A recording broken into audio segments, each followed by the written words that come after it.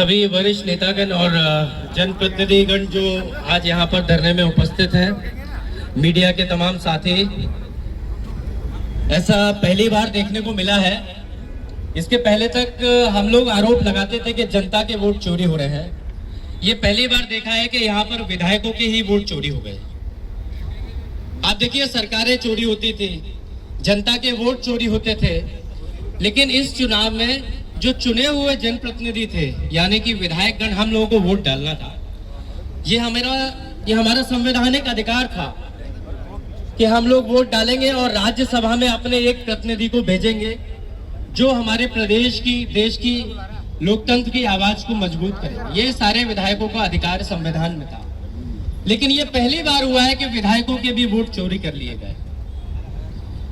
आज ये जो दृश्य है, तमाम चुने हुए जनप्रतिनिधि या पूर्व जनप्रतिनिधि, पूर्व मुख्यमंत्री तक यहाँ आज इस धरने पर बैठे हैं, तो बहुत शोभनीय दृश्य नहीं है। इस प्रदेश की और देश की जनता और मीडिया के माध्यम से आप लोग देख रहे हैं कि हम सब लोगों को यहाँ धरने पर बैठना पड़ रहा है। ये कोई पॉलिटिकल स्टंट भी नहीं है। ये बहुत अशोभनीय दृश्य है कि पूरे प्रदेश का पूरा विपक्ष आज यहाँ पर धरने पर बैठा हुआ है, और किस बात के लिए कि हमें वोट डालने के अपने मूलभूत अधिकार से वंचित कर दिया गया। आप देखिए कल का दृश्य क्या चल रहा था। मेरे मीडिया के तमाम साथी यहीं थे, भोपाल में ही। एक तरफ भोपाल एयरपोर्ट पर हमारे विधायक अपने परिवार के साथ खड़े हैं। यूं तो कहते हैं कि विधायकों का प्रोटोकॉल चीफ सेक्रेटरी के बराबर होता है, लेकिन विधायक अपने परिवार के साथ एयरपोर्ट के अंदर दाखिला नहीं ले पा रहा है। घंटों धूप में खड़ा हुआ है। सीएम सेक्रेटेरिएट दो तरफ बात कर रहा है। एक फोन पे हेलो चल रही है प्रिंसिपल सेक्रेटरी विधानसभा से कि भाई तुम फॉर्म निरस्त कर रहे हो कि नहीं, और दूसरा फोन लगा हुआ है एटीसी को कि जब तक यहाँ फॉर्म का निर्णय हो जाए क्लियरेंस मत देना इन विधायकों को। ये सीएम सेक्रेटेरिएट कर रहा है, जिसका काम है इस प्रदेश की प्रगति को, इस विकास को तेजी से आगे बढ़ाना। वो लोकतंत्र की हत्या कर रहा है यही कुछ नजदीकी, यहाँ से कुछ मीटर दूर बैठ करके। और जैसे ही प्रिंसिपल सेक्रेटरी ने दबाव में ये हामी भर दी कि हाँ हम इस फॉर्म को निरस्त कर देंगे, गैर संवैधानिक तरीके से निरस्त कर देंगे, उसके 1 मिनट के बाद सारे विधायकों को उड़ने की परमिशन दे दी जाती है। एटीसी का क्लियरेंस मिल जाता है कि अब तुम भले ही उड़ जाओ बॉम्बे। हाँ, अगर पीएस मना कर देता, यदि पीएस थोड़ा सा भी अपनी उस शपथ को याद करता जिस शपथ से लेकर के वो इस नौकरी में दाखिला हुआ है, तो निश्चित ही ये विधायकों को भी नहीं उड़ने देते। इसके पहले भी राज्यसभा का चुनाव हुआ था, और मैं बताना चाहता हूं उस समय जो पीएस था, मैंने उसकी तुरंत पहले ही एडवांस में शिकायत कर दी चुनाव आयोग को, और जब चुनाव आया तो प्रिंसिपल सेक्रेटरी को आरओ के रूप में हटा दिया गया। कल जब चुनाव का परिणाम आ गया, उसके बाद अंतिम निर्णय को मैं पढ़ रहा था। जो अंतिम निर्णय आया और उसकी जो अंतिम लाइन थी, उसमें जिस क्लॉज का हवाला दिया था, उसमें रिटर्निंग ऑफिसर की हैंडबुक मैनुअल में क्लॉज नंबर 10 के सबसेक्शन 12 का जिक्र किया था। मैंने पूरी हैंडबुक पढ़ी, पहले अंतिम निर्णय पढ़ा, और मैं इस हैंडबुक को, मेरे पत्रकार के साथी आप लोग हैं, आप लोगों को उपलब्ध करवाऊंगा।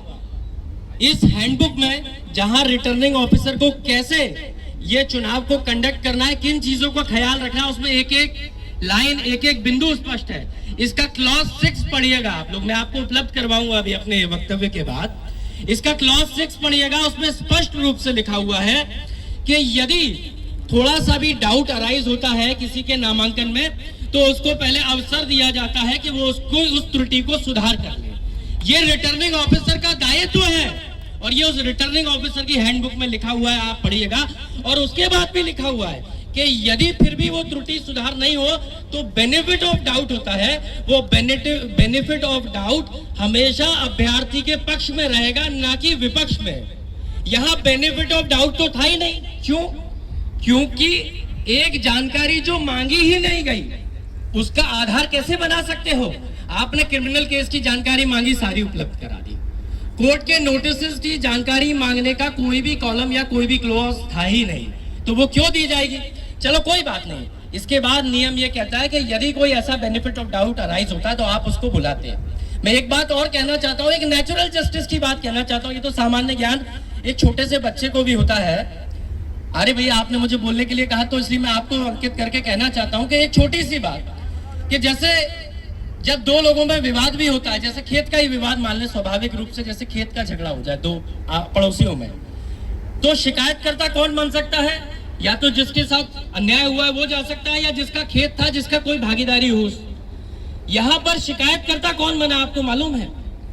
एक व्यक्ति राहुल कोठारी, जिसका इस चुनाव से कोई वास्ता ही नहीं। क्या कभी आपने सुना है कि दो लोगों में झगड़ा भोपाल में हो और कोई तीसरा आदमी सीहोर का, रायसेन का आकर के शिकायतकर्ता बन जाए? क्या उसकी शिकायत को सुना जाएगा? मुझे लगता है उसी क्षण रिटर्निंग ऑफिसर की शिकायत इलेक्शन कमीशन को करनी चाहिए थी कि इसने एक ऐसी कंप्लेंट को लिया गया है जिसके ज्यूरिसडिक्शन ही नहीं है। भाई राहुल कोठारी एक बीजेपी के पदाधिकारी, उनका क्या ज्यूरिसडिक्शन है? वो इस चुनाव से कैसे प्रभावित हो रहे हैं? वो इस चुनाव के वोटर नहीं थे, वो इस चुनाव के प्रत्याशी नहीं थे, वो इस चुनाव के इलेक्शन एजेंट नहीं थे, वो इस चुनाव के प्रस्तावक नहीं थे, उनका इस चुनाव से कोई वास्ता ही नहीं था। एक पीड़ित पक्ष ही जा सकता है, ये तो नेचुरल जस्टिस है। सुप्रीम कोर्ट कोई जाता है तो वही जाता है ना जिसके साथ जो उस केस से संबंधित हो। यहाँ राहुल कोठारी का कोई वास्ता ही नहीं था और उस कंप्लेंट को लेकर के आरओ ने उस कंप्लेंट का संज्ञान ले लिया।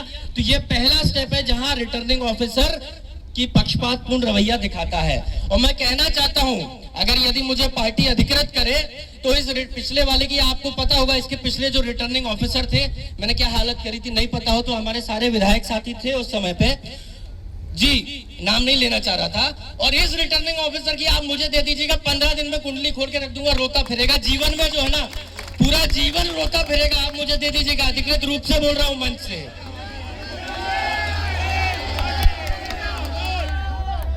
आपको पता है वैसे मैं पीछे कमी, आग लगा दो, इसको रुला दो, जितना रो सके पानी।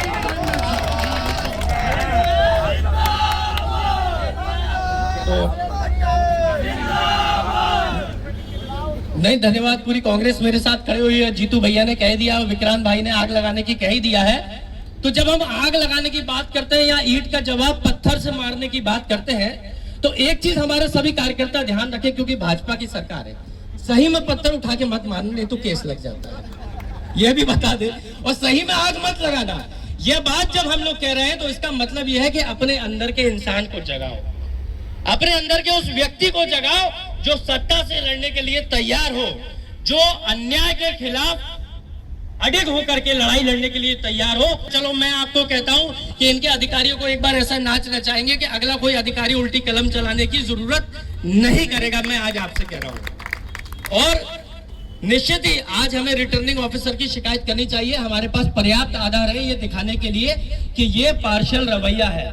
मेरे चुनाव में खुद मैं आपको बताना चाहता हूं, चूंकि हालांकि ये प्रकरण सीधे इस प्रकरण से जुड़ा नहीं है, लेकिन मेरा चुनाव था अभी जब विधानसभा का मैं लड़ रहा था, मेरे सामने भाजपा का अधिकृत प्रत्याशी लड़ रहा है जो कि मंत्री था कैबिनेट का। मैंने उसकी चुनाव में शिकायत करी। आधार यही था, एक प्रॉपर्टी उसने अपने नाम पर उत्तर प्रदेश में इटावा जिले के कसोंगा गांव में लेके रखी थी। मैंने उस प्रॉपर्टी की जानकारी निकाल ली, उसका नामांतरण निकाल लिया, उसका खसरा निकाल लिया, वहां के पटवारी से धीरे से सील ठप्पा सब लगवा लिया। और मैं बैठा था जिस दिन फार्म भरेगा उस दिन के लिए, और मैंने शिकायत करी। मैंने रिटर्निंग ऑफिसर के समक्ष शिकायत करी, एक एक नियम के साथ जाकर के शिकायत करी। और रिटर्निंग ऑफिसर ने यही बात बोली कि बेनिफिट ऑफ डाउट जो है भी उसके साथ जाएगा। तो मैं भी वही कहना चाहता हूँ, विक्रांत भाई भी जो कह रहे थे, जो राजस्थान में हुआ, तो क्या एक देश में दो तरह के नियम चलेंगे क्या? ये जो बीएनएस है, ये भारतीय न्याय संहिता है कि ये भाजपा की न्याय संहिता है, ये तय करने का समय आ गया है। और वास्तविकता है कि अब समय है करो या मरो का। या तो हम लोग लड़ाई लड़ ले या घर के अंदर छुप करके बैठ जाइए। अब राजनीति का वो समय नहीं बचा हुआ है, अब ताकत से लड़ाई लड़नी पड़ेगी। मैं अपने नेताओं से कहना चाहता हूं कि जहां जरूरत पड़े, चलिए नरेंद्र मोदी की यहाँ धरना देंगे और सबसे आगे आप मुझे खड़ा कर दीजिएगा, पीछे नहीं हटेगा हेमंत कटारे, आप खड़ा कर दीजिएगा। चलिए चीफ जस्टिस के यहाँ चल के बैठ जाते हैं, चाहे उनके घर पे चाहे कोर्ट के अंदर बैठ जाते हैं कि साहब ये बंद कीजिए, या तो चुनाव प्रणाली देश में बंद कर दीजिए। नहीं तो चीफ जस्टिस से बोलते हैं कि हमें उम्मीद है, हमें इस देश की न्याय व्यवस्था में आज भी उम्मीद है, उस उम्मीद को बरकरार रखते हुए निर्णय दीजिए कि हमारी जो नेत्री है मीनाक्षी नटराजन, जो अधिकृत प्रत्याशी हैं, उनके साथ जो निर्णय किया गया है ये संविधान विरोधी है। और संविधान को यदि बचाना चाहते हैं तो सिर्फ बाबा साहब की तस्वीर को पूजने से कुछ नहीं होगा, सिर्फ बापू के ही आदर्शों पे नहीं, कभी कभार हो सकता है भगत सिंह भी बनना पड़े, क्योंकि चोरों से लड़ रहे हैं, ये चोर हैं, यदि इनसे लड़ने के लिए हमको भी थोड़ा सा निम्न जाना पड़े तो जाना पड़ेगा। हमें भगत सिंह को भी याद करना पड़ेगा, महात्मा गांधी को भी याद करना पड़ेगा, बाबा साहब अम्बेडकर को भी याद करना पड़ेगा। बस इतनी सी बात कह करके विराम दूंगा कि मुझे आज भी हमारी न्याय व्यवस्था में पूरा विश्वास है। यदि हम लोग सुप्रीम चुनाव आयोग में तो कम ही विश्वास है, लेकिन यदि हम लोग सुप्रीम कोर्ट जाएंगे, चीफ जस्टिस के ऊपर जिस प्रकार से हो सकता है हम लोग जाते हैं और कह देते हैं या तो हम सबकी विधायकी भी समाप्त कर दो, जब हमारा वोट डालने का अधिकार समाप्त कर दिया है, तो पूर्ण उम्मीद है मुझे कि चीफ जस्टिस इस पूरे प्रकरण में जस्टिस मिलेगा। और हमारी नेत्री मीनाक्षी नटराजन जी के लिए हम लोग यदि अपनी ईमानदारी से सारे बड़े नेता अपने दिल पे हाथ रख के लड़ाई लड़ेंगे तो आज नहीं तो कल नहीं तो परसों वापस हम उनको राज्यसभा में भेज करके उनकी बुलंद आवाज को जरूर सुनेंगे। बहुत बहुत धन्यवाद। धन्यवाद हेमंत भैया। मेरे हमारे जो सामने जो लोग बैठे कृपया कर बैठ जाए, आगे के जो हमारे कांग्रेस के साथी वो बैठ जाए, आगे से सामने मीडिया के जो लोग खड़े हैं उनको खड़े रहने दे एक तरफ।